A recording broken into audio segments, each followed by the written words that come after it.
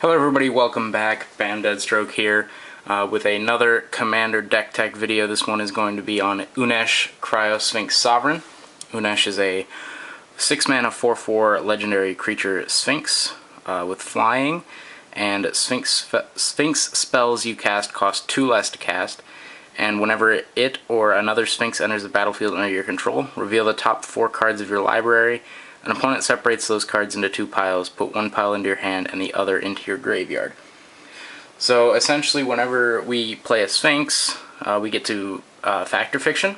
So the idea of the deck is to kind of take advantage of that, while also taking advantage of the fact that it doesn't say draw card, it says put it in your hand.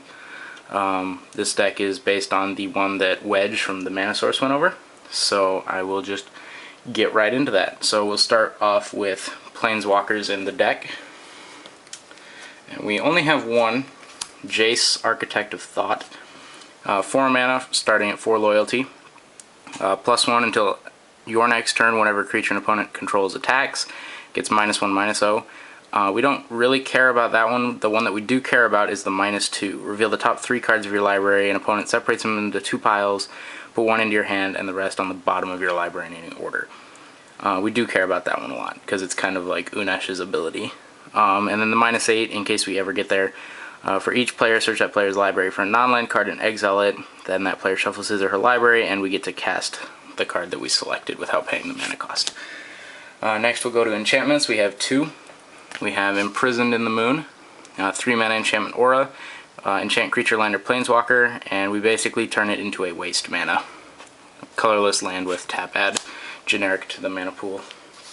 And Propaganda. This card should pretty much be played in every deck that plays blue. 2 and a blue for an enchantment. Creatures can't attack you unless their controller pays 2 for each creature he or she controls that's attacking you. So if they're attacking with 6 creatures, they have to pay 12 mana essentially. Next we'll move to sorceries. We have a couple of those. We have Fabricate, which is 3 mana, search library for an artifact card, reveal it and put it in your hand. We've also got one of the better wheel effects, Windfall. 3 mana, each player discards his or her hand, then draws cards equal to the greatest number of cards the player discarded this way. Since we don't want anybody to be drawing cards, it's essentially just everybody discards their hand. And we'll get to how players don't draw cards here once we get to the artifacts section. Rite of Replication, 4 mana. With kicker 5, you may pay an additional 5 as you cast it. Put a token onto the battlefield that's a copy of target creature. If it was kicked, put 5 of those tokens instead. So if we copy one of our Sphinxes that's in play, we get to Unesh trigger that many times. And finally, Spelltwine. Exile target instant or sorcery card from your graveyard and target instant or sorcery card from an opponent's graveyard. Copy those cards, cast those copies, if able, without paying their mana costs, and exile Spelltwine. Next up we have the instants. Quite a few of these. First up is Pongify. 1 mana, destroy target creature. It can't be regenerated. Its controller gets a 3/3 green ape creature token. Also along that line we have Rapid Hybridization. 1 mana instant, destroy target creature, it can't be regenerated, and that creature's controller gets a 3/3 green frog lizard. Next up we have Counterspell, blue for counter target spell. Pretty self-explanatory. My favorite blue card, pretty much. Muddle the Mixture, blue for counter target instant or sorcery spell. Or we can also pay 1 blue to discard it and search your library for a card with the same converted mana cost as this card. So we can search our library for something that costs 2 mana. And put that into our hand. Arcane Denial, 2 mana. Counter target spell, its controller may draw up to 2 cards at the beginning of the next turn's upkeep, and then we draw a card at the beginning of the next turn's upkeep. But again, since we don't want to be drawing cards, it's just counterspell. Impulse, 1 and a blue for look at the top 4 cards of your library, put 1 of them into your hand and the rest on the bottom of the library, shuffle your library afterwards. Cyclonic Rift, 2 mana to return target non-land permanent you don't control to its owner's hand, or we can overload it for 6 and a blue to replace all instances of target with each. So it'd be return each non-land permanent you don't control to its owner's hand. Pretty nice. Capsize, 1 blue with buyback 3, so we can pay an additional 3 when we cast it. and if we do, we put it into our hand instead of the graveyard. We get to return target permanent to its owner's hand, so kind of like Cyclonic Rift, except we can target our own stuff with it. Rewind, another one of my favorite cards. 2 blue for counter target spell, untap up to 4 lands. Commit to Memory. Commit is 3 and a green, or 3 and a green, 3 and a blue for put target spell or non-land permanent onto its owner's library, second from the top. And Memory, each player shuffles his or her hand and graveyard into his or her library, then draws 7 cards, but again, don't want to be drawing cards, so we just shuffle everything back in essentially. Fact or Fiction, 3 and a blue for an instant, reveal the top 5 cards of your library, and opponent separates them into 2 piles, put one in your hand and the other into the graveyard. Evacuation, return all creatures to their owner's hands. Just another mass bounce spell that blue loves so much. And Dig Through Time, 6 blue for an instant with Delve. Look at the top 7 cards, put 2 of them into your hand. Since it doesn't say draw them, we still get to do that even with some of our artifacts in play. Speaking of artifacts, we'll talk about those next. First up, Soul Ring, obviously. Gotta be playing Soul Ring in a commander deck. Elixir of Immortality. You tap. It costs 1 mana, 2 and tap it to gain 5 life and shuffle it and our graveyard into the owner's library. Lightning Greaves. Equipped creature has haste and shroud and equips for 0. Costs 2 to play. Sapphire Medallion costs 2. Blue spells cost 1 less to cast, or 1 less to play, excuse me. Sky Diamond, 2 mana, it enters tapped, and we can tap it to add blue to the mana pool and play it only as a mana source. Swiftfoot Boots is the next artifact, also an equipment. Equips for 1, equipped creature has hexproof and haste, so it's kind of a bad version of Lightning Greaves. Next is Thought Vessel, 2 mana, artifact, you have no maximum hand size, tap to add a generic to your mana pool. The first real fun artifact is Proteus Staff, 3 mana for an artifact, 2 and a blue, tap it, put target creature on the bottom of its owner's library. That creature's controller reveals cards from the top of his or her library until he or she reveals a creature card. That player puts that card into play and the rest on the bottom of his or her library in any order. Play this ability only anytime you can play a sorcery. So if we have like Treasure Mage, you'll see that in a second. If we have Treasure Mage on the battlefield, we can put that on the bottom of our library and reveal cards from the top of our own library until we hit like a giant Sphinx, because most of the creatures in our deck are pretty big, and then we just get to put them into play. Next up is Worn Power Stone, 3 mana, enters the battlefield tapped, tap to add 2 to your mana pool, so it's a 3 mana Soul Ring that enters tapped, you know. Nevinyrral's Disc, sure I'm pronouncing that wrong. It enters tapped, tap 1 and tap it, destroy all artifacts, creatures, and enchantments. One of my favorite artifacts that's currently in Standard, Panharmonicon, 4 mana. If an artifact or creature entering the battlefield causes a triggered ability of a permanent you control to trigger, it triggers an additional time. So if we have Unesh on the battlefield, and we have Panharmonicon on the battlefield, and we play a Sphinx, we get to Fact or Fiction twice. Essentially how that works. Thran Dynamo, 4 mana, tap to add a 3 colorless to your mana pool. The first card that goes into that nobody draws a card thing is Uba Mask. 4 mana for an artifact. If a player would draw a card, that player removes that card from the game face up instead. Each player may play cards he or she removed from the game with Uba Mask this turn. You still have to pay the mana cost and stuff, but it essentially, you know, stops the card draw, and that's kind of what the deck wants to do. Next up is Caged Sun, 6 mana artifact. When it enters the battlefield, choose a color. Creatures of the color, creatures you control of the chosen color get +1/+1. And whenever a land's ability adds 1 or more mana of the chosen color to your mana pool, add 1 additional mana of that color to your mana pool. Next up is Omen Machine, the second of the nobody drawing card stuff. 6 mana, players can't draw cards. At the beginning of each player's draw step, that player exiles the top card of his or her library. Excuse me.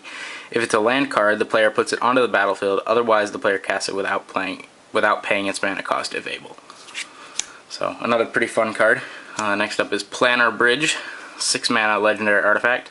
Tap 8 and tap it, search your library for a permanent card, put it on the battlefield, then shuffle your library. So just kind of 8 mana tutor. And finally, we have my favorite of the nobody draws cards spells. 8 mana artifact, Possessed Portal. If a player would draw a card, that player skips that draw instead.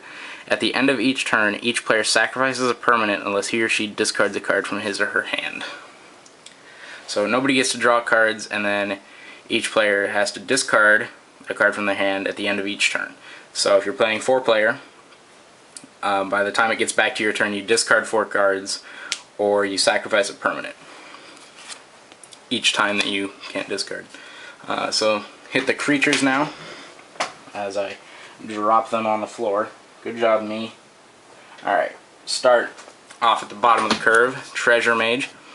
3 mana 2/2. When it enters the battlefield, search your library for an artifact card with converted mana cost 6 or greater and put it into our hand, then shuffle library. And the opposite of that one, Trinket Mage. Essentially search for Elixir of Immortality or Soul Ring. Put it into our hand. Next we've got Burnished Heart, just a 3 mana 2/2, and then we can tap 3, sacrifice it to search for 2 basic land cards and put them on the battlefield tapped. Archaeomancer. When it enters the battlefield, return target instant or sorcery card from your graveyard to your hand. And then we get into our big sphinxes. Argent Sphinx, 4 mana 4/3 with flying, Metalcraft.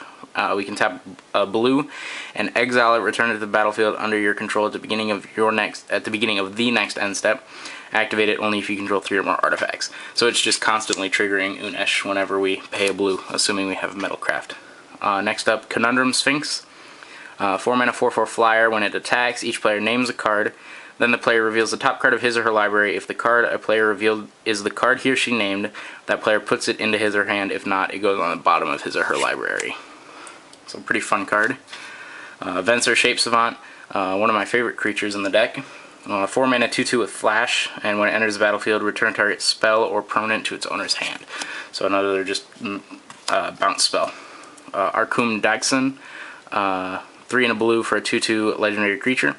We can tap Arcum Daxon to put target artifact creature's controller sacrifices it. That player may search his or her library for a non-creature artifact card and put it into play. So we can sacrifice our Burnished Heart or our Master Transmuter or something to go get Planar Bridge or something. Tap 3 or Master Transmuter, 3 and a blue for a 1/2 artifact creature. Tap blue, tap it, return an artifact you control to its owner's hand. You may put an artifact card from your hand into play. So just kind of another way to get artifacts into play for cheap. Phyrexian Metamorph, 3 and a blue or 3 and 2 life. You may have it enter the battlefield as a copy of any artifact or creature on the battlefield, except it's an artifact in addition to its other types. So it's just it's a clone effect, except it's an artifact. Solemn Simulacrum, 4 mana 2/2. When it enters, we get to search our library for a basic land and put it on the battlefield tapped. And when it dies, we get to draw a card. Unless we have one of those cards in play, then we don't draw a card. Glyph Keeper, 3 mana 3 blue for a 5/3 flyer. When it becomes the target of a spell or ability for the first time each turn, counter that spell or ability. And then it has Embalm, so it's essentially a 4 for 1 because we get to bring it back from the graveyard. And then they have to waste 2 more removal spells on it. Guardian of Tazim, 3 blue for a 4/5 flying. Landfall, whenever land enters the battlefield under our control, tap target creature. An opponent controls if the land is an island, which 31 of our lands are. That creature doesn't untap during its controller's next untap step. Master of Predicaments, one of my favorite cards in the deck. 3 blue for a 4/4 flyer. Whenever it deals combat damage to a player, choose a card in your hand. That player guesses whether the card's converted mana cost is greater than 4. If the player guesses wrong, we get to cast that card without paying its mana cost. One of my favorite cards in the deck. Prognostic Sphinx, another one of my favorites. 3 blue for a 3/5 flyer. Discard a card. Prognostic Sphinx gains hexproof until end of turn, tap it, and whenever it attacks, scry 3, which is amazing. Arbiter of the Ideal, 4 blue for a 4/5 flying with Inspired. Whenever it becomes untapped, reveal the top card of your library. If it's an artifact, creature, or land card, we get to put it on the battlefield with a manifestation counter on it, and that permanent is an enchantment in addition to its other types. So again, just kind of a way to cheat stuff into play. Cerulean Sphinx 4 blue for a 5/5 flyer with blue. Cerulean Sphinx shuffles it into his or her library. Yeah, that's also a fun one. You know, just shuffling it in case they tried to kill it. Deadeye Navigator, another one of the good top end cards in here that's not a Sphinx. 4 blue for 5/5 with Soul Bond, which means that when it you may pair this creature with another unpaired creature token. Either enters the battlefield. They remain paired for as long as you control both of them. As long as it is paired with another creature, each of those creatures has a blue and a 1 and a blue. Exile this creature, then return it to the battlefield under your control. So just another blink effect to help with Unesh triggers or like Venser effects or whatever. Sphinx of Jawar Isle, 4 blue for a 5/5 flyer with Shroud, and we get to look at the top card of our library at any time. Horizon Scholar, 5 and a blue for a 4/4 flyer. When it enters the battlefield, scry 2. Almost done. Chancellor of the Spires, 4 blue for a 5/7 flyer. We get to reveal this card from our opening hand. If we do, at the beginning of the first upkeep, each player mills 7 cards, which is pretty fun. And when it enters the battlefield, we get to cast target instant or sorcery card from an opponent's graveyard without paying its mana cost. So it fuels itself, which is really nice. Alhamaret, High Arbiter, 5 blue for a 5/5 flyer. It enters the battlefield. Each opponent reveals his or her hand. You choose the name of a non-land card revealed this way, and our opponents can't cast spells with the chosen name. So, pretty fun card. I really like Alhamaret. Sphinx Ambassador, 5 blue for a 5/5 flyer. Whenever it deals combat damage to a player, search that player's library for a card. Then that player names the card. If you search for a creature card that isn't the named card, we get to put it in the battlefield under our control, and that player shuffles their library. And finally, Sphinx of Uthun, 5 blue for a 5/6 flyer, and when it enters the battlefield, we get to Fact or Fiction. So we reveal the top 5 cards of our library, put them into 2 piles, or an opponent puts them into 2 piles. We pick one to go in our hand, and the other goes in the graveyard. And finally, the lands. Like I said, 31 islands. So plenty of fuel for Guardian of Tazim. Not that that's really the main purpose of the deck. Oh, excuse me. And then we have Ghost Quarter, which we can tap it, sacrifice it to destroy target land. Its controller searches for a basic land. Halimar Depths, when it enters the battlefield, look at the top 3 cards of your library, put them back in any order. Myriad Landscape, it enters the battlefield tapped, and we can tap 2 and tap it to sacrifice it, search for 2 basic land cards that share a land type, put them on the battlefield tapped. Reliquary Tower, no maximum hand size. Seed of Synod, just an artifact land. And finally, Soul Devi Excavations, which is when it comes into play, sacrifice an untapped island or bury it, which means just sacrifice it, or bury it. We can tap to add 1 and a blue to our mana pool, and we can pay 1 and tap it, look at the top card of your library, and we can put that on the bottom of our library if we wanted. So that is it. That is the Unesh Commander deck that I have been testing out a little bit. I really enjoy it. I think it's more fun to play than the Scarab God, just because it's like it locks opponents out of the game and it's just fun. I mentioned on Twitter that this deck tech would kind of go more in depth as to what the giveaway would be, and I have decided for the 100 subscriber giveaway that I will be giving away a foil signed copy of Unesh, Criosphinx Sovereign, as well as maybe some other random cards that I have lying around, a couple rares, uncommons, and then of course the foil Unesh. Not this one. This one's not foil, but I do have a couple foil coming in the mail. One for this deck and one for the giveaway. So be sure to tell your friends to subscribe. There will be an actual giveaway video once we get to 100 subscribers. We just hit 100 followers on Twitter, so I'm hoping it's not too much longer. You guys are awesome. By the way, 100 followers on Twitter. I think we're real close to 70 here on YouTube. So we're getting up there. You guys are just awesome. So thank you guys for watching. If you enjoyed the video, be sure to leave a like down below. If you're new to the channel, subscribe and make sure you click the bell icon so you get notifications on every time that I upload a video. Be sure to follow me on Twitter. That will also be in the description down below. That's going to do it for this video, and I will see you guys next time.